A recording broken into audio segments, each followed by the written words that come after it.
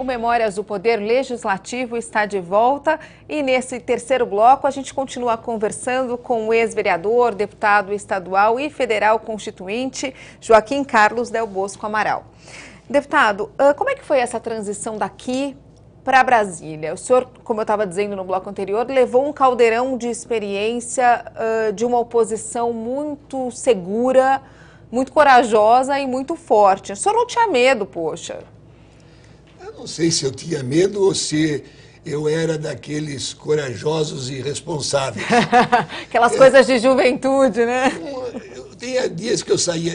Havia um deputado de Santos chamado Alfeu Brandão Praça. Ele foi, nos primeiros 4 anos, ele foi deputado comigo. Em 1973, de 72 a 74, nós revezávamos em nossos automóveis pessoais e subíamos até a Serra Velha para não pagar pedágio, que já era muito alto, caro naquela época. Subíamos pela Serra Velha. Então era muito fácil. A Serra Velha era um trilheiro asfaltado. E eu comecei a descer sozinho, depois de uma certa época, e comecei a ver que sempre uma luz me incomodava atrás. E eu saía daqui da Assembleia e ia direto encontrar amigos num lugar chamado Jangadeiro, em Santos. E descobri que esse carro, por acaso, sempre ia para o Jangadeiro.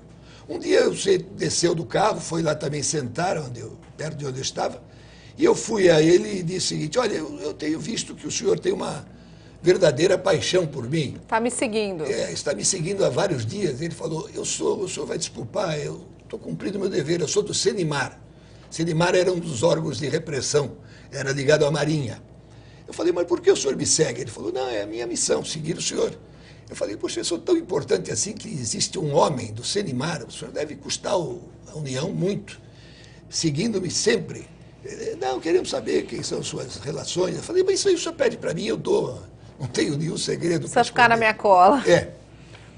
E naquela época, eu lembro perfeitamente que a esquerda já naquela época estava criado, ainda não estava criado o PT, mas existia 2 núcleos dentro do MDB, que era o núcleo Montoro, onde eu era uma das figuras, e o Roberto Cardoso Alves a outra, absolutamente distintos em relação à atuação política, e do outro lado o Quércia com o Goldman e o MR8, que era um setor também das esquerdas, que o apoiavam. Então nós vivíamos num conflito permanente dentro do partido, o que ainda existe hoje dentro dos partidos políticos. Os partidos são uma caixa de conflito, mal administrados. E dessa forma, eu muitas vezes tinha 2 adversários. O regime, que era esse não havia acordo. O maior deles. Maior deles, total. E outro era aqueles que queriam diminuir a minha capacidade de subir politicamente, porque nós pretendíamos, em 78, não ser candidato a deputado federal. Eu e o Alberto Goldman tínhamos o controle naquela época, ele uns 16%, 17% e eu o resto, ele 52%, e eu uns 48% dos diretórios do MDB. E o Montoro ia ser candidato ao governo do Estado. Então ele almejava ir ao Senado e eu também almejava ir ao Senado. Mas esses segundos inimigos que o senhor diz são os de dentro do partido? Dentro do partido. Aquele fogo amigo que a gente vê hoje em dia? Exatamente, já existia? O fogo amigo. Já existia muito, e muito. Então, naquela época, o Montoro ia ser candidato ao governo e nós pretendíamos, praticamente, talvez um segredo, eu falei que hoje alguns segredos iam ser revelados, talvez nem o Hélio conhecesse esse segredo, mas eu viajava com o Montoro o estado todo, porque ele estava preparando-se para ser candidato ao governo. Em 77, mais um golpe de Estado, que foi o pacote de 77 do Judiciário, e surgiram os senadores biônicos. As 2 vagas para o Senado desapareceram, os governadores passaram outra vez a serem escolhidos, e o nomeados, e o Montoro só pôde vir ser candidato a governador em 82. Em 78 ia voltar ao Senado. Competir com ele seria uma heresia eleitoral. Eu e o Goldman, então, desistimos dos planos, mas com isto eu fui obrigado, até isto ocorrer, foi em julho que ocorreu o pacote de 77, eu corri o Estado todo e havia, eu quero lembrar a todos aqui, principalmente os deputados da Assembleia, os com mandato atualmente, de que dos chamados 16 deputados contra 51 do primeiro mandato meu, nós, no segundo mandato, fizemos, aumentado para 87, se eu não me engano, deputados, nós tivemos 67 deputados, tivemos 47-20 contra a Arena. No Paraná, oposição, em menor número e conseguiram. No Paraná, você veja uma coisa, nós chegamos, inclusive, a fazer 18 deputados federais, mas um voltou para a Arena, porque só tínhamos 17 inscritos. Foi eleito gente com 340 votos do Paraná. Em São Paulo, o deputado número 1 da lista, Acrísio Pereira Lima, havia um militar que, inclusive, trabalhou no DOI-CODE, mas não como torturador, em funções administrativas, que gostou da minha atuação e disse-me que iria votar em mim. Mas depois da eleição, ele ligou para dizer, olha, não encontrei seu nome na lista dos deputados. Eu falei, mas por quê? É porque meu nome era Joaquim Carlos Del Bosco Amaral. Eu registrei o Joaquim Carlos Del Bosco Amaral. E na lista de deputados, ele me conhecia como Del Bosco Amaral. Veio o Joaquim e tiraram o Del Bosco, que me causou alguns prejuízos. Então, existia um deputado, ele falou, mas votei no seu partido. Ele falou, votei no Acrísio Pereira Lima. Acrísio Pereira Lima era um novato que era o número 1 da lista. Então, ele recebeu 42 mil votos, quase a votação que eu tive 42.800. Inclusive alguns do senhor. Não sei, de eleitores que não encontrando o nome na lista, que era um negócio difícil, não existia, era escrito o voto. Ele votou no Acrísio Pereira Lima.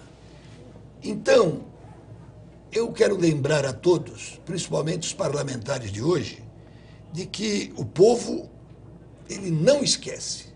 Figuras que, quando viram aquele resultado de 51-16 no Estado, e na federal, pior ainda, foi um número que eu não me recordo agora, e abandonaram as lides do MDB, no outro ano, estando não era na Arena, mas que tinha outro nome já, a sigla mudou de nome, eles foram fragorosamente derrotados. Inclusive figuras antigas do MDB, notáveis, figuras que mereciam todo o nosso respeito, mas que por um medo eleitoral de não vingar na próxima eleição, mudaram para o partido do governo e votaram contra os aposentados e fizeram isto ou aquilo de malfeitos não morais, mas malfeitos técnicos, legislativos, dentro da votação em plenário. Mas que bom que o povo não esquece, porque às vezes a gente tem essa sensação de que acontece um monte de coisa e são eleitos os mesmos. A política realmente é um verdadeiro sobe e desce. O sujeito está hoje lá no alto e amanhã está lá embaixo. Como o Winston Churchill, na Inglaterra, ganhou a guerra para a Inglaterra. Foi o homem que qualquer criança de primário conhece, que foi o Winston Churchill. Mas poucos sabem de que ele voltou de lá e quis ser candidato por um distrito da Inglaterra. E foi fragorosamente derrotado, porque o povo disse que não podia um herói de guerra se amesquinhar de ser candidato numa eleição parlamentar na Inglaterra. Então, a cabeça do povo é uma sentença que o juiz, dizem que barriga de criança, de cabeça de juiz e urna são indecifráveis, mas eu digo que mais indecifrável é o que pensa o povo. O sujeito pensa que o povo não está atento, mas está muito atento. Não adianta. O sujeito mente uma vez, duas, três, mas na quarta vez ele é descoberto e cai quando menos espera. Acho que não dá para saber o que o povo pensa, mas dá para se sentir como ele e fazer o que ele gostaria que fosse feito como representante, né? Que é o que o senhor tentou fazer na Constituição Federal. Porque... Na Constituinte nós tivemos um problema. Eu disse no início do programa que o meu guru, e continua sendo meu guru na época, era o Mário Covas. E outras figuras, como o falecido Esmeraldo Tarquini, que foi um deputado dessa Assembleia, um dos notáveis desta Assembleia, prefeito de Santos, mas que não tomou posse, porque foi cassado. Mas o Mário Covas, naquela época, ele não percebeu um fato que estava ocorrendo e que talvez eu, até por ser um deputado em votação medíocre comparado a dele, mas deputado como ele e constituinte como ele não percebeu de que havia uma ânsia popular reprimida pelos 24 anos de ditadura. Com certeza. Que queria mudanças, e mudanças algumas impossíveis de fazer.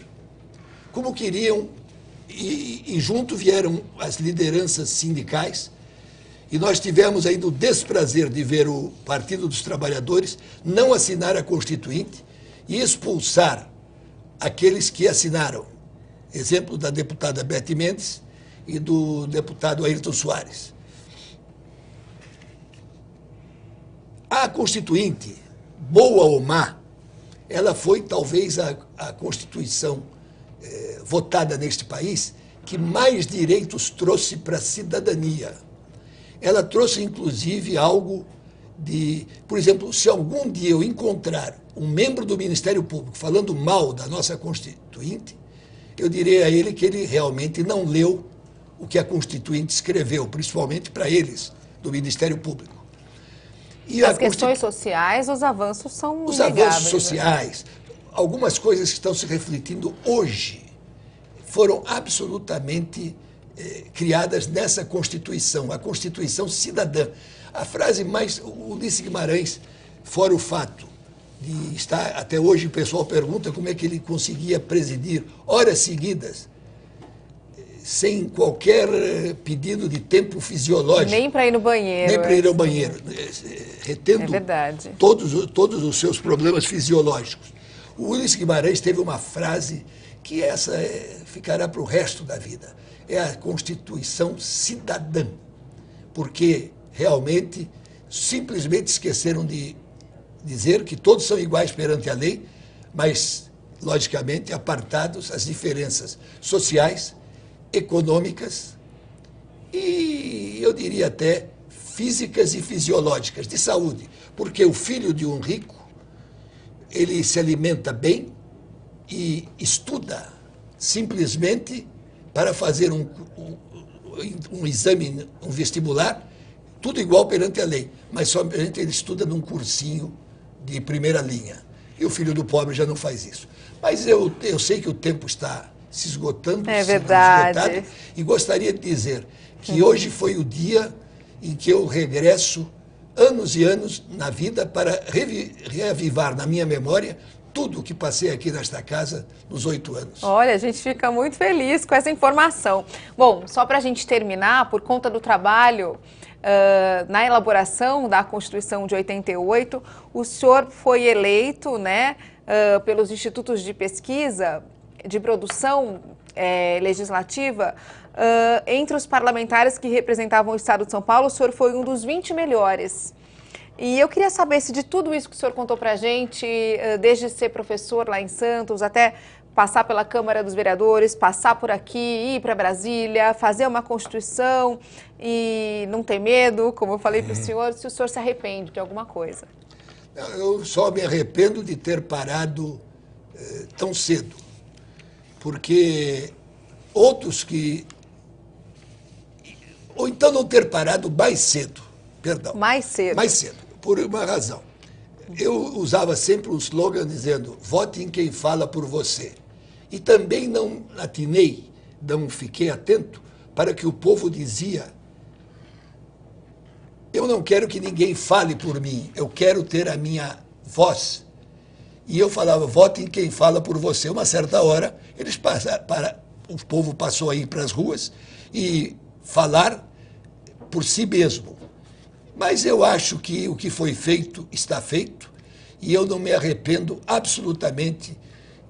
Eu arrependo-me, talvez, de não ter feito mais coisas que na época pensei e deixei de fazer. Mas, inegavelmente, acho que foi um caminho que valeu a pena. E agora resta-me ficar na plateia, sempre vivo e atento contra qualquer mal feito que eu veja, porque ainda existe o instrumento da ação popular e outros instrumentos similares para que o cidadão exercite a cidadania. E eu digo ao povo paulista e ao povo brasileiro, não deixe nunca de exercitar a cidadania, porque aquele que não exercita a cidadania, um dia é engolido por aqueles que não têm a cidadania.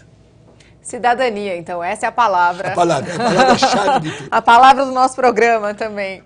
Então, esse programa é dedicado ao Paulo Egídio. Vamos dedicar para ele? Vamos dedicar ao Paulo Egídio e também vamos dedicar às vítimas da repressão. Com certeza. É um programa dedicado às vítimas da repressão e àqueles que, mesmo estando em cargos muito altos, foram os que trabalharam na surdina contra a repressão. E é um programa que eu aprendi muito também. Muito obrigada pela gentileza dessa entrevista. O Memórias volta na semana que vem. Muito obrigada pela sua audiência e até a próxima.